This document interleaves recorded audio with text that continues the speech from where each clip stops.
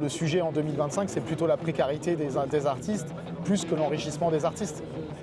C'est ça la réalité.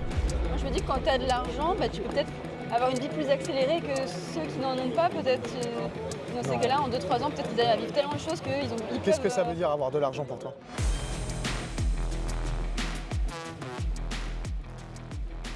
Dans ce format immersif, on va partir à la découverte des Francopholies. C'est l'un des plus gros festivals francophones à La Rochelle et on va suivre une artiste émergente, interviewer aussi des festivaliers pour voir un peu l'ambiance et peut-être des organisateurs. On va voir ce qui est possible de faire. Allez, suivez-moi.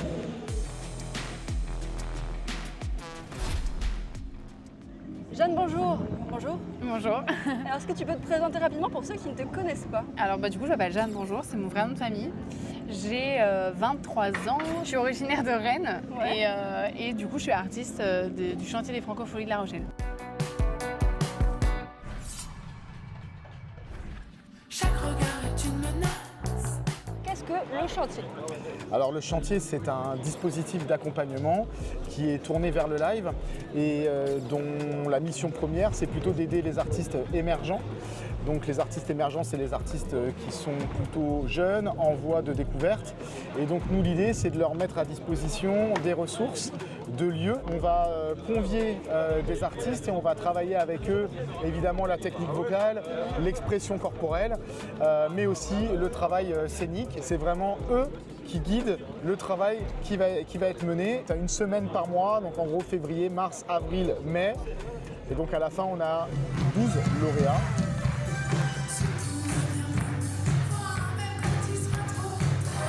La reine de ce soir, s'il vous plaît. L'année dernière, on a reçu 600 candidatures. On a constitué ce qu'on appelle nous un comité de repérage, c'est-à-dire un regroupement de 7 personnes dont le job va être d'étudier ces candidatures d'une part et ensuite d'aller les voir en concert. Donc l'année dernière, par exemple, sur les 600 candidatures, on est allé voir 200 artistes en concert. Et le reste alors ? Et le reste, c'est qu'ils n'avaient pas passé, les dossiers n'avaient pas passé les étapes, parce qu'il y a un enjeu majeur. Le recrutement ne peut pas se faire seulement sur dossier, puisqu'on défend le live. Donc il faut qu'on puisse les voir en concert. Il y en a qui peuvent pas, hein. Ils sont pas encore connus pour s'offrir des concerts. Alors, ça dépend. Ouais. Quand je dis des concerts, je ne te parle pas de faire l'Olympia. Ah, ok. D'accord ? Des petites Donc il y a des gens, là par exemple, il y a des artistes qu'on est allé découvrir parfois dans des cafés-concerts. J'en ai vu un dans un strip club quand même. Et il y en a d'autres qui peuvent avoir des opportunités de première partie. C'est le cas de Jeanne Bonjour par exemple, qui se produisait ce soir au Grand Théâtre. On va aussi sur des festivals qui sont plutôt tournés et dédiés à l'émergence. Par exemple, je vais penser là comme ça au Mama Festival, je vais penser au festival ici demain à Paris ou au Bar en Trance à Rennes début décembre. Et est-ce que ça peut être les réseaux sociaux aussi ? Et que je comprenne tout ceci sans que tu le dises. Baby, there's no other superstar. You know that I'll be. Hier encore, j'avais 20 ans, je gaspillais le temps en croyant l'arrêter. Et pour le retenir, même le devancer, je n'ai fait que courir et me suis essoufflée. Ça peut être une manière pour l'artiste qui candidate de nous présenter sa musique. Ça oui, d'accord ? Mais encore une fois, ce qu'on aime toutes et tous dans le live, et c'est ce qui nous réunit encore cet été ici aux Francopholies, c'est le réel. C'est d'être en contact avec les artistes. C'est vraiment autre chose. C'est totalement autre chose. Et ce qui est important, c'est de ce ressenti-là, cette émotion provoquée, ce partage transmis. Et ça, tu peux pas le ressentir à travers un écran.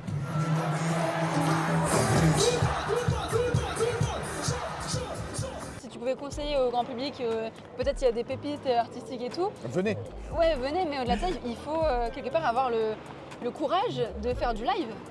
Parce qu'entre sa chambre, les réseaux sociaux et les petits concerts live, il y a Bien sûr. quand même un Alors il y a un gap, tu as totalement raison de le souligner. Donc ce qui va évidemment rentrer en ligne de compte aussi, c'est le momentum. C'est-à-dire, est-ce que toi, au stade de développement auquel tu es, est-ce que c'est le bon moment pour toi de venir faire le chantier ? Je pense à un artiste qu'on a eu, dont on avait reçu la candidature cette année, qui était un jeune artiste de 18 ans, qui était plutôt dans un registre assez folk, issu du centre de la France. Il nous a touchés, mais en vrai c'était trop tôt pour lui. Déjà par rapport à son répertoire, il venait juste de se lancer dans la musique, il avait 4 chansons, donc évidemment c'est encore un peu tôt. On vit dans un monde qui va très très vite. La musique ça va encore plus vite, mais dans des deux sens. C'est-à-dire qu'aujourd'hui, on demande à des artistes de plus en plus jeunes à aller de plus en plus vite. Et si ça ne va pas assez vite, on les oublie et on dit au suivant. Next. Ah, tu me dis next? Oui.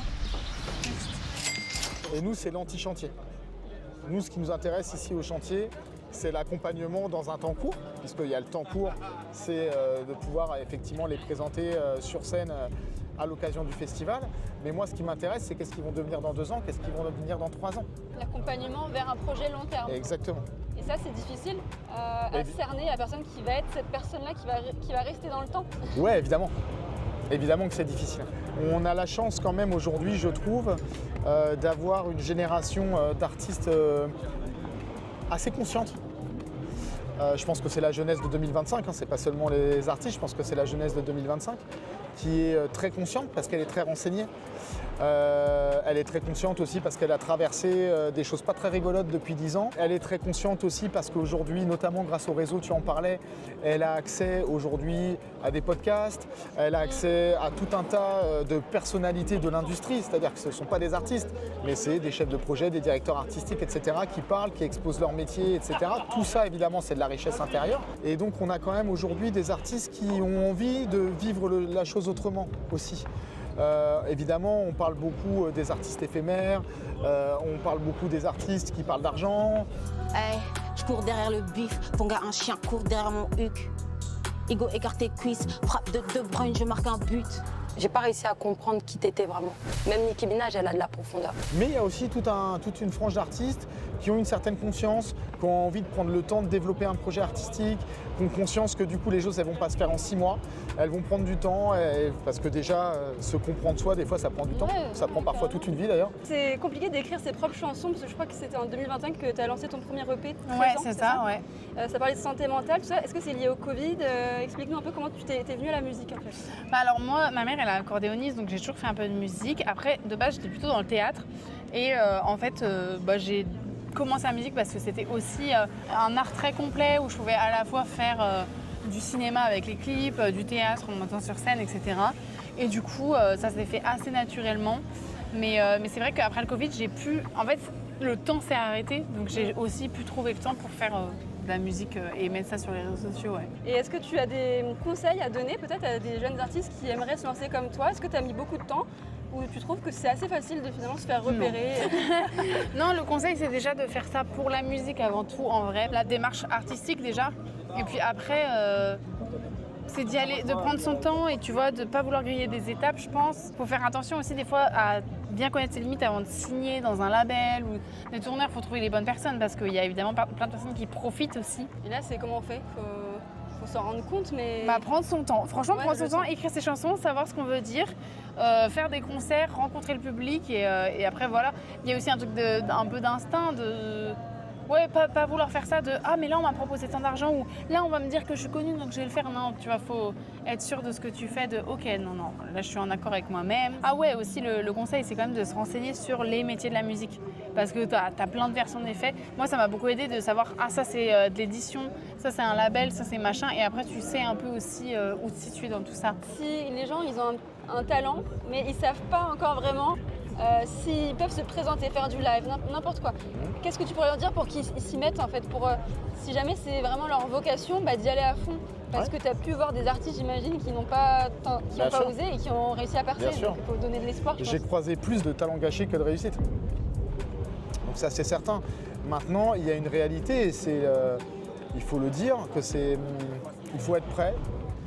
Il faut parfois accepter de travailler avant de commencer à sortir des choses. Pour justement se dire le jour où je partage ma musique aux gens, je suis en mesure d'en parler. Il ne faut pas avoir peur de se tromper. Moi, je ne connais pas un artiste qui a sorti un titre et qui est devenu célèbre en 2 secondes et demie. Ça a dû arriver. C'est pas vrai. Ça perce et c'est pas vrai. Il ne faut pas se laisser attraper par le prisme des chiffres derrière lesquels on ne donne aucune explication. Mais les télécrochets, ça a l'air de fonctionner pour le coup. Les télécrochets, oui, ça c'est plutôt même un fond que ça fait même plutôt un retour en force.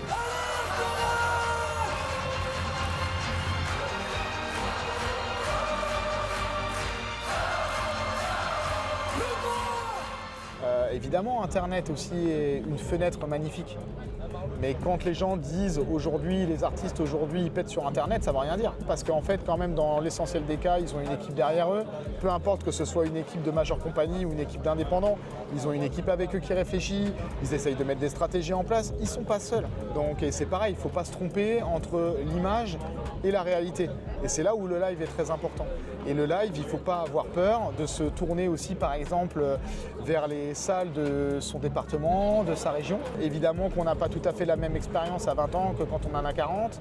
On n'a pas la même expérience quand on a 15 ans de carrière sur scène derrière soi que quand on a 2 concerts derrière soi. Donc accepter que les choses puissent prendre du temps, bien s'entourer, écouter. T'as suivi des artistes connus en plus. Diams par exemple, t'as managé. Ouais, j'ai eu la chance effectivement en qualité de manager d'accompagner quelques artistes et de continuer à accompagner quelques artistes connus, mais pas que. Voilà, preuve en est qu'il n'y a pas de recette miracle, preuve en est que parfois il y a des mariages qui marchent et puis parfois pas. Être artiste, c'est un travail. Ils travaillent des heures par jour, leurs textes, leurs instruments, leur voix. Et je ne vois pas d'autre réussite que par le travail. Le talent, c'est super, mais le talent sans le travail, il meurt. Je connais un artiste formidable qui s'appelle Vincent Segal, qui est un violoncelliste incroyable, qui a accompagné M pendant des années, qui a joué avec le monde entier, avec des gens aussi bien issus de la pop que du rap. Il a joué avec Sting, il a joué avec Black Alicious, avec les Beastie Boys, il a joué avec Balaké Sissoko qui jouait là aujourd'hui. Quand tu pars en tournée avec lui, il passe 6 à 8 heures par jour sur son violoncelle. Le premier truc qu'il fait en arrivant dans la salle, c'est de sortir son violoncelle, c'est de jouer.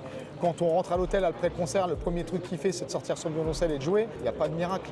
Croyez pas que les gars sont assis dans des fauteuils ou ils sont en train de se pavaner dans des piscines toute la journée. On ne se pose pas la question quand on regarde un film de cinéma.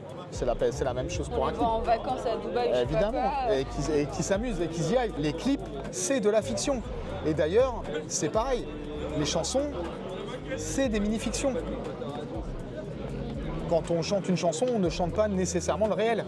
Souvent, évidemment, dans une première étape de travail, sur un premier projet, un premier album, il y a souvent un caractère un peu autobiographique dans un premier album.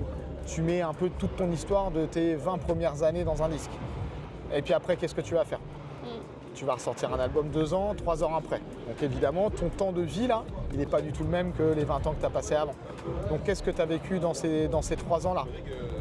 Est-ce que tu es allé, est-ce que tu as eu la curiosité de sortir de ta discipline pour aller voir ce qui se passe dans le cinéma, dans la danse, dans le théâtre ? Quand tu as de l'argent, tu peux peut-être avoir une vie plus accélérée que ceux qui n'en ont pas. Peut-être dans ces cas-là, en 2-3 ans, peut-être qu'ils arrivent à vivre tellement de choses qu'ils peuvent... Qu'est-ce que ça veut dire avoir de l'argent pour toi ? Avoir la possibilité de faire des choses que tu ne pourrais pas faire sans. D'accord. Et pour toi, cet argent-là, il vient où ? Il vient d'où ? Ton premier EP ou ton premier single, Okay. tu as réussi au début, quoi. Ouais, tu sais, faut mesurer tout ça parce et tu as raison de le dire, d'ailleurs, je te remercie. Le sujet en 2025, c'est plutôt la précarité des artistes plus que l'enrichissement des artistes.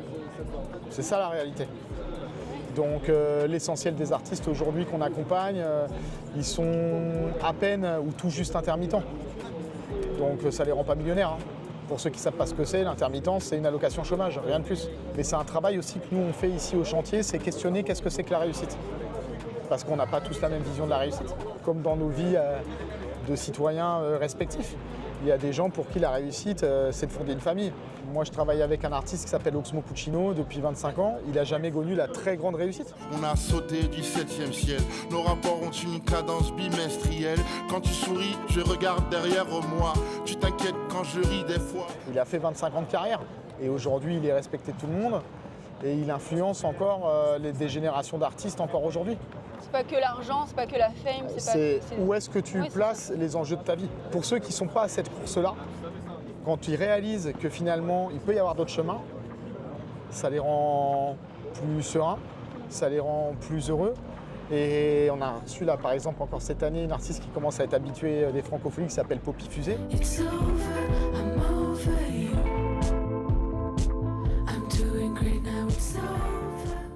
Elle a trouvé, elle, un équilibre entre, évidemment, vivre de sa musique et vivre tout court. Donc chacun sa réussite. Est-ce que tu as un rêve, un dernier message, tu vois, qu'est-ce que tu aimerais faire? Parce que cette scène, elle est déjà pour moi incroyable, c'est l'une des plus grandes scènes musicales françaises. Ouais, franchement, là, je pense qu'on a coché un truc. Moi, quand j'ai su que j'étais prise de chantier, j'ai pleuré. Qu'est-ce que tu peux vouloir de plus, là? Oh, bah si, quand même, faire mes propres concerts. Moi, mon rêve, c'est de faire mon Olympia. Ça, c'est mon rêve. Olympia. Voilà. Parce que je sais pas, d'avoir les lettres, là, je crois que c'est un truc de con dans la tête, tu vois. Voilà, c'est tout. Merci beaucoup, Jeanne Bourgeon, je te souhaite le meilleur. Merci beaucoup, bonne continuation. Percer dans la musique en 2025, ce n'est donc pas une histoire d'algorithme. Les réseaux sociaux aident sur le court terme, mais ça ne suffit pas. Derrière chaque succès, il y a un travail de longue haleine, un entourage solide et surtout, la scène, le vrai contact avec le public. Alors vouloir percer, est-ce vraiment une fin en soi? Est-ce que c'est ça, réussir dans la vie aujourd'hui? Dites-moi en commentaire votre définition même de la réussite, ça m'intéresse. Et sur ce, on se retrouve très vite pour de nouvelles aventures avec votre reporter préféré.